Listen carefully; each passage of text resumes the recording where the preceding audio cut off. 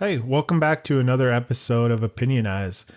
I was reading this article on Reuters here that is headlined ChatGPT's explosive growth shows first decline in traffic since launch. And I thought it'd be interesting to talk about the reasons that they present in this article for OpenAI's and ChatGPT's decline in traffic, as well as some related articles around artificial intelligence and their use in robots and some of the speculation for how that environment will change here in the near future. Let's dig into this first Reuters article here. It starts off, it says ChatGPT, the wildly popular AI chatbot launched in November, saw monthly traffic to its website and unique visitors decline for the first time ever in June, according to the analytics firm SimilarWeb. Worldwide web, desktop, and mobile traffic to ChatGPT's website decreased by 10% almost in June from May, while unique visitors to ChatGPT's website dropped nearly 6%. The amount of time visitors spent on the website was also down 8.5%, the data shows. Now, these are quite large numbers given that the amount of traffic, the amount of people that actually use this service. This translates to quite large of numbers.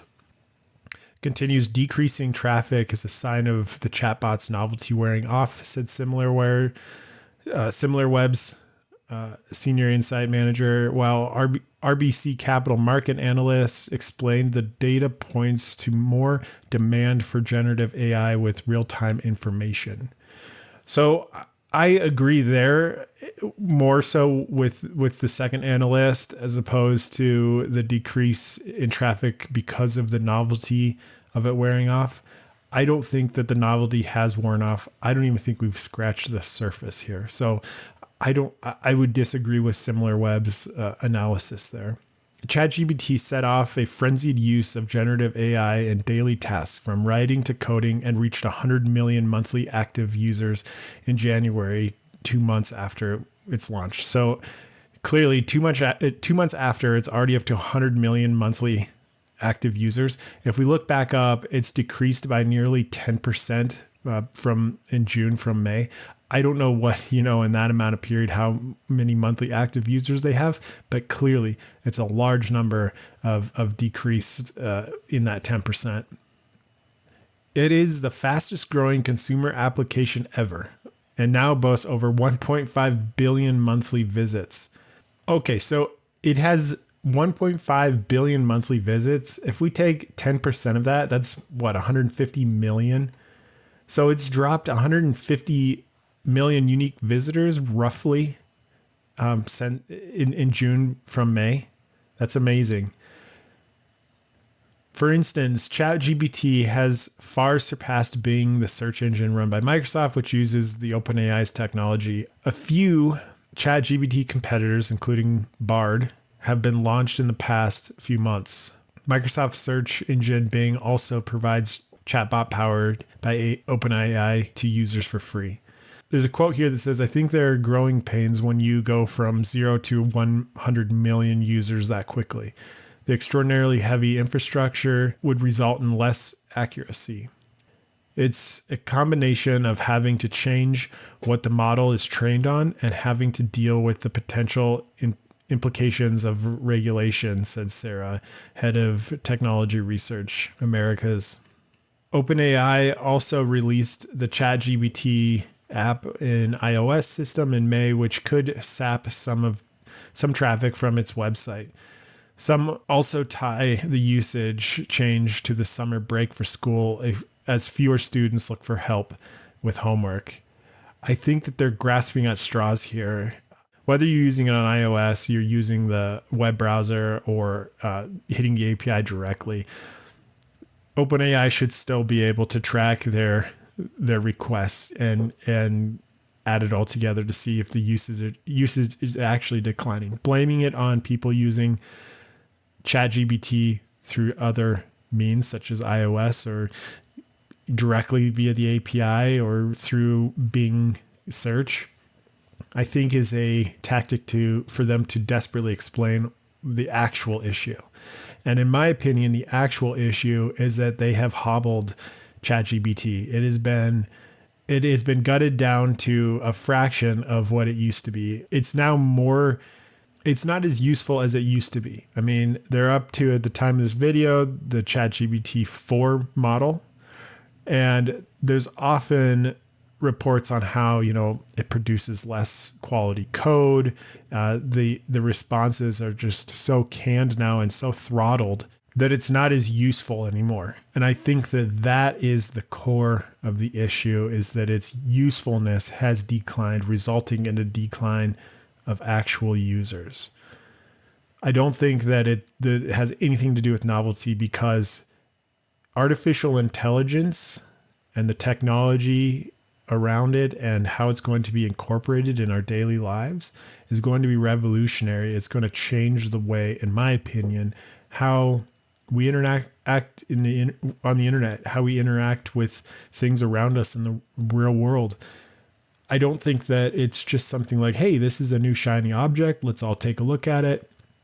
All right, that was fun for a weekend. Let's go back to our daily lives. This is going to be something from, an example would be from going from riding horses to Henry Ford producing and inventing automobiles.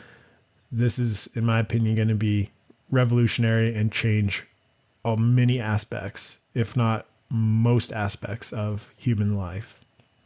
The chatbot was downloaded more than 17 million times on iOS globally as of July 4th, according to Data AI. The analytics firm said downloads peaked on May 31st and has remained popular in the US, averaging 530,000 downloads per week in the first 6 full weeks of availability. This just goes to prove that the demand is there. The problem is the product. Now, there's something to be said. Do we need to keep these gates in place? Do we just release the full potential of ChatGPT and other AI services without any kind of barriers or censorship?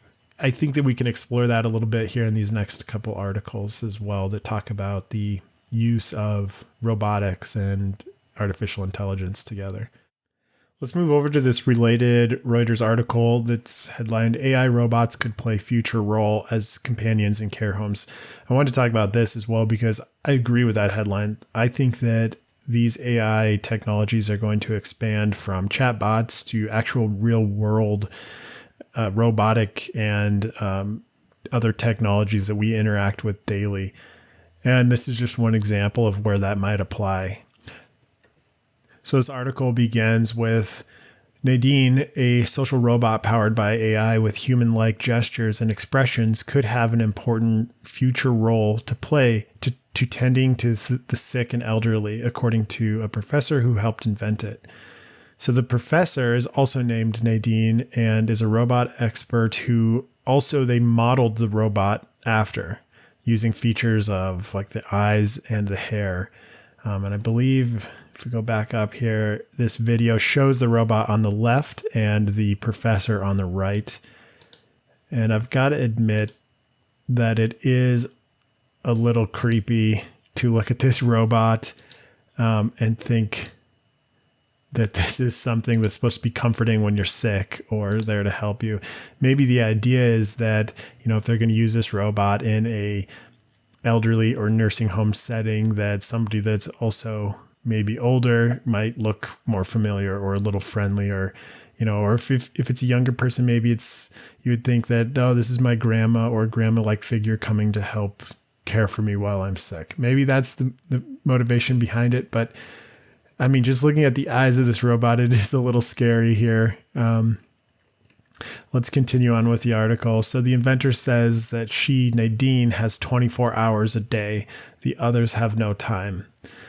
Global competition for nurses and carers is heating up, especially after the pandemic, and some countries are experiencing a staffing crisis in care homes, which some think humanoid robots could one day ease.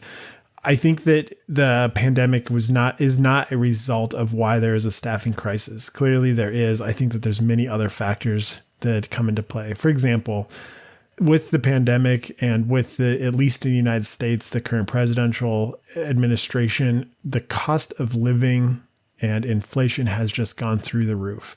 My understanding is that many of these people that work in these care facilities, in these nursing homes, maybe are not paid enough for cost of living. And it might be that, if you're maybe a nursing assistant, maybe you're not a full-on registered nurse, you may get paid less. There's also an element of you've got to be, a person that enjoys helping others that are in times of crisis in their life, or in the case of a nursing home, maybe they have medical conditions that can be challenging to work with, and working with those people day in and day out can become maybe frustrating.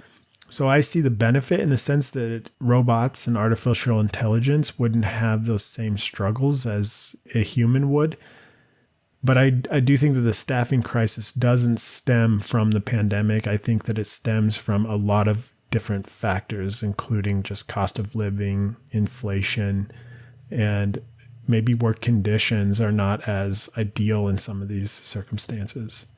Looking at this picture here, though, this is terrifying. I know that for me personally, if I was in the hospital or somewhere where this robot was coming in, I would be petrified to see something like this. Of course, they're going to have the back sealed up, but still, this is extremely creepy.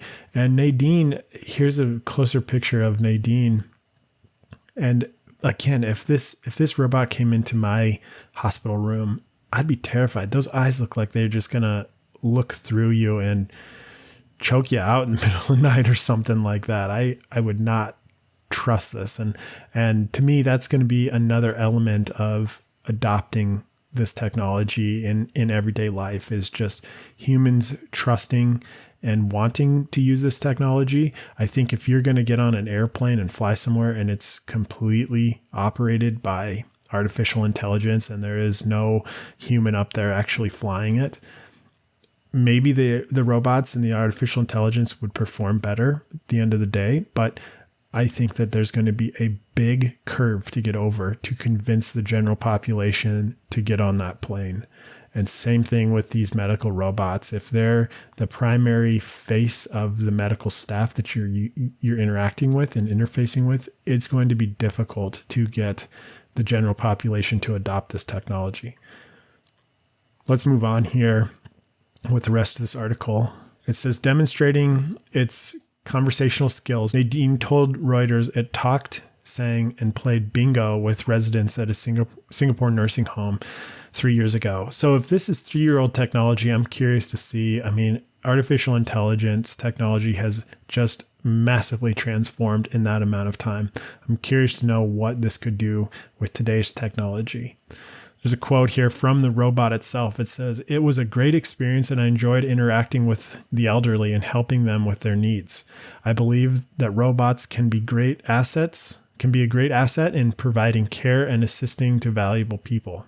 Last week, Nadine was upgraded with AI model GPT-3 and has improved her interaction and conversation skills, meaning it can express more complex concepts. So the robot has a quote here that's a little creepy in my opinion, and it's directed towards its creator. And the robot said, "I'm very grateful to her for giving me life, and I'm proud to be her creation." The fact that it said "giving me life," this is terrifying. But the comforting thing here is these things are not alive. They don't have consciousness. They don't know and aren't able to actually think. So this is just something it's scraped up from its training model and data and threw together there. It is a creepy sentence. It is, I think, maybe foreshadowing where we're going and headed.